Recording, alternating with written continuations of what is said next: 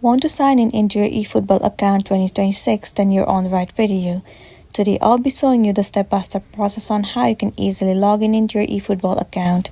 First thing first, you need to head over to your application eFootball.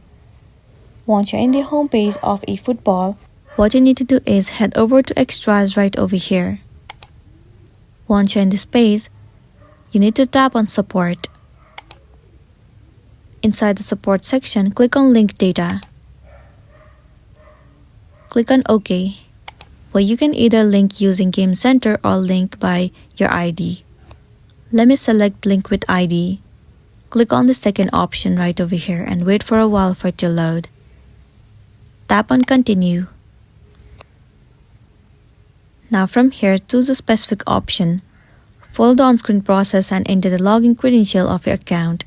Once you've entered, tap on Login and then your account will be logged in successfully. So this is simply how you can log in into your eFootball account. If this video helped you, give it a like and check out our next tutorial. Thank you.